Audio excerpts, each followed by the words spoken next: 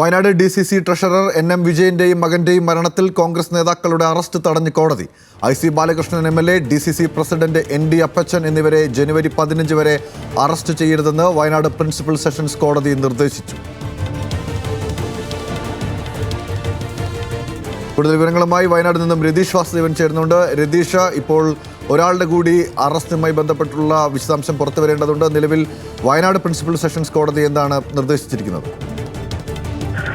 ഗൗതം, തീർച്ചയായും നമുക്കറിയാം, 3 പേരും ഈ പ്രതിപട്ടികയിലുള്ള 3 പേരും ജാമ്യാപേക്ഷ നൽകിയിരുന്നു. 2 പേർ IC ബാലകൃഷ്ണൻ MLAയും ND അപ്പച്ചനും വയനാട് ജില്ലാ പ്രിൻസിപ്പൽ സെഷൻസ് കോടതിയിലാണ് ജാമ്യാപേക്ഷ നൽകിയിരുന്നത്. KK ഗോപിനാഥൻ ഹൈക്കോടതിയിലും ജാമ്യാപേക്ഷ നൽകി. ഇപ്പോൾ വയനാട് പ്രിൻസിപ്പൽ സെഷൻസ് കോടതിയാണ് IC ബാലകൃഷ്ണൻ MLAയ്ക്കും ND അപ്പച്ചനും അനുകൂലമായ ഒരു നിർദ്ദേശം നൽകിയിട്ടുള്ളത്. ഈ ജനുവരി 15 വരെ ഇവരുടെ അറസ്റ്റ് തടഞ്ഞുകൊണ്ടുള്ള ഒരു നിർദ്ദേശമാണ്, വാക്കാലുള്ള നിർദ്ദേശമാണ്.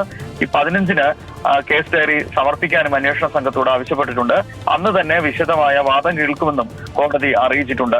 എന്തായാലും താൽക്കാലിക ആശ്വാസം ഇത് സംബന്ധിച്ച് കോൺഗ്രസിന് അല്ലെങ്കിൽ IC ബാലകൃഷ്ണനും ND അപ്പച്ചനും ഉൾപ്പെടെയുള്ളവർക്ക് ഉണ്ടായി എന്ന് തന്നെയാണ് ഈ ഘട്ടത്തിൽ പറയാനുള്ളത്.